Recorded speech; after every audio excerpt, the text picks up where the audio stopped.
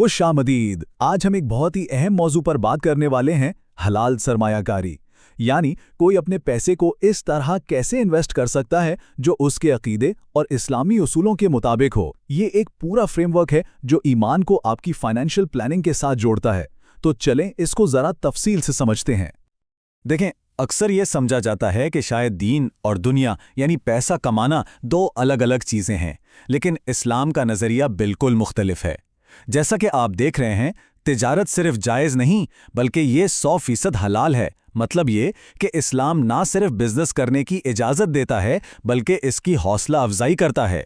और यही वो बुनियादी नुक्ता है जहां से हलाल इन्वेस्टिंग की पूरी बात शुरू होती है। तो बात यह है कि इस्लाम सिर्फ इबादत का नाम नहीं है, ये एक मुकम्मल ज़ाब्ता हयात है जो ज़िंदगी के हर शोबे में रहनुमाई करता है, और इसमें मार्केट यानी हमारे माली मामलात भी शामिल हैं। इस्लाम हमें बताता है कि पैसे कैसे कमाने हैं और कैसे खर्च करने हैं, वो भी इखलाकी और इंसाफ के दायरे में रहकर।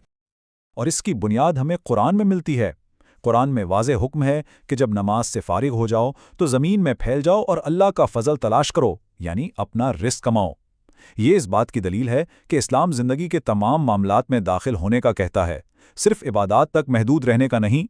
इसमें खरीदो फरोख्त के लिए भी वाज़े हिदायत मौजूद हैं, और ये कोई पुरानी बात नहीं। इस्लाम एक डायनामिक मज़हब है जो आज के जदीद मसाइल का भी हल पेश करता है। यही उसूल आज के इन्वेस्टर्स के लिए एक मजबूत बुनियाद हैं। ठीक है, उसूल तो समझ आ गए, लेकिन सवाल यह है कि आज की इस पेचीदा फाइनेंशियल दुनिया में जहां इतने सारे ऑप्शंस हैं, इन उसूलों को लागू कैसे किया जाए। तो आइए आज के जो फाइनेंशियल प्रोडक्ट्स हैं, इन्हें इस्लामी उसूलों की कसौटी पर परख कर देखते हैं। जब हम आज की मालियाती दुनिया को देखते हैं तो मोटे तौर पर दो मॉडल्स नज़र आते हैं। पहला है रिवायती बैंकिंग और इंश्योरेंस का मॉडल, जिसकी पूरी बुनियाद सूद यानी रिबा पर है, और इस्लाम में सूद कतई हराम है। दूसरी तरफ है स्टॉक मार्केट, जिसका बुनियादी उसूल शराकत दारी यानी पार्टनरशिप का है। आप किसी कंपनी के बिजनेस में हिस्सादार बनते हैं, और इसी बुनियादी फ़र्क की वजह से स्टॉक मार्केट में हलाल सरमायाकारी का एक रास्ता निकलता है। इस बात को समझने के लिए एक बहुत ही ज़बरदस्त मिसाल दी जाती है। देखें, एक बकरी बज़ाते खुद हलाल है, लेकिन अगर वही बकरी चोरी की हुई हो तो वो हराम हो जाती है। बिल्कुल इसी तरह स्टॉक मार्केट का तस्वुर अपनी असल में जायज़ है, ये एक हलाल बकरी की तरह है। लेकिन कुछ बाहर के अवामिल, कुछ ऐसी चीज़ें हैं जो इस जायज़ चीज़ को भी हराम बना सकती हैं। तो अब सबसे बड़ा और बुनियादी सवाल ये पैदा होता है कि जब कोई स्टॉक मार्केट से किसी कंपनी का एक शेयर खरीदता है तो उस शेयर की हैसियत क्या है?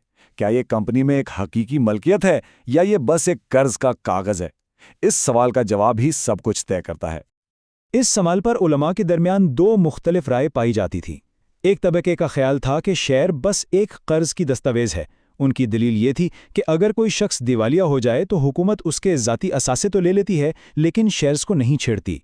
दूसरी तरफ उलमा की अक्सरियत का नज़रिया ये था और है कि नहीं, शेयर खरीदना असल में कंपनी के असासों में हिस्सादारी खरीदना है। और उनकी दलील ये है कि जब कोई कंपनी बंद होती है तो इसके तमाम असासे बेचकर शेयर होल्डर्स में उनके हिस्से के मुताबिक तकसीम किए जाते हैं। तो आखिरकार नतीजा क्या निकला? नतीजा ये है कि उलमा की अक्सरियत यानी अ वास्ट मेजॉरिटी इस बात पर मुत्तफिक है कि एक शेयर खरीदने का मतलब कंपनी में हिस्सेदार बनना है, कर्ज देना नहीं। और यही वो की पॉइंट है, वो चाबी है जो हलाल सरमायाकारी का दरवाज़ा खोलती है। क्योंकि जब आप मालिक हैं तो आप नफ़ा और नुकसान दोनों में शरीक होते हैं, जो कि शराकतदारी का असल उसूल है। चलें जी, अब जबकि ये बुनियादी बात तय हो गई कि स्टॉक मार्केट में इन्वेस्टमेंट की गुंजाइश है, तो अब आते हैं अमली पहलू की तरफ।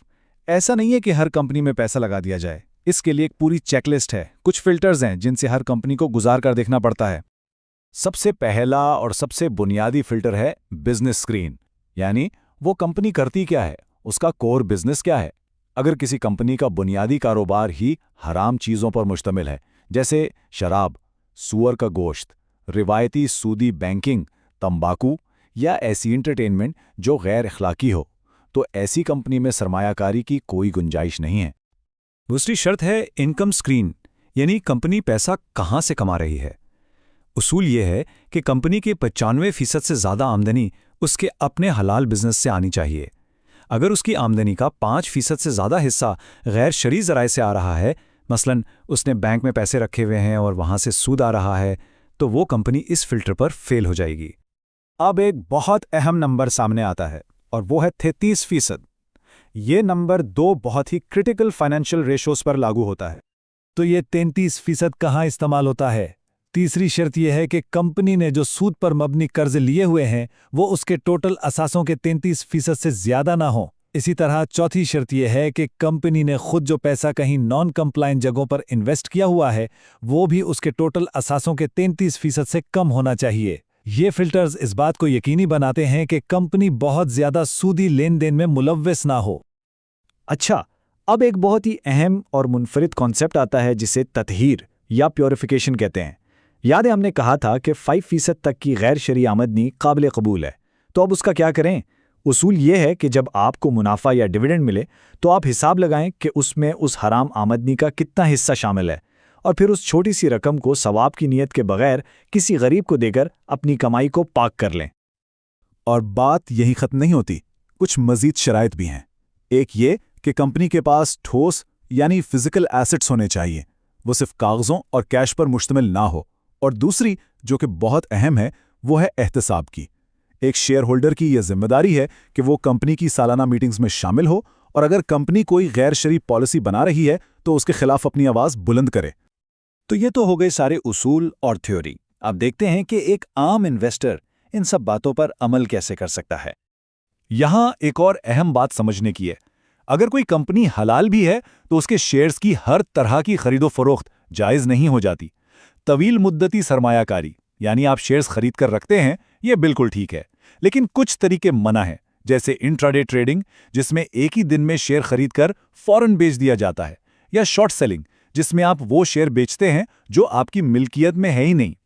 ان دونوں کی ممانعت کی بنیادی وجہ یہ ہے کہ اسلامی اصول کے مطابق کسی چیز کو بیچنے سے پہلے اس پر آپ کا مکمل قبضہ ہونا ضروری ہے۔ تو آخر میں اس پوری چیک لسٹ کو اپلائی کیسے کرنا ہے؟ سب سے پہلا قدم ہے کہ خود تحقیق کی جائے، کمپنی کی سالانہ رپورٹس کو پڑھا جائے، لیکن ظاہر ہے یہ سب کے لیے آسان نہیں۔ تو دوسرا آپشن ہے کہ ایسی ایپس اور ویب سائٹس استعمال کی جائیں جو یہ شرعیہ اسکریننگ خود کرتی ہیں۔ جب آپ انویسٹ کر لیں تو تیسرا قدم ہے اپنی کمائی کو پیوریفائی کرنا، یعنی اس میں سے حرام حصے کو نکال کر صدقہ کرنا۔ اور چوتھا اور آخری قدم ایک ایکٹیو اور ذمہ دار مالک بننا اور کمپنی کے معاملات میں اپنی رائے دینا۔ اس ساری بحث کے بعد اب ایک آخری اور گہرے سوال پر غور کرتے ہیں۔ سوال یہ ہے کہ کیا حلال سرمایہ کاری صرف پیسہ کمانے کا ایک طریقہ ہے، ایک فائنینشل اسٹریٹجی ہے، یا پھر یہ احتساب یعنی اکاؤنٹیبلٹی کا ایک عمل ہے؟ یہ سوچنے کی بات ہے کہ یہ صرف منافع کمانے سے کہیں بڑھ کر ہے۔ یہ اس بات کو یقینی بنانے کی کوشش ہے کہ ہمارا پیسہ ایسی جگہ لگے جو نہ صرف مالی طور پر بلکہ اخلاقی اور روحانی طور پر بھی ہمارے لیے بہتر ہو۔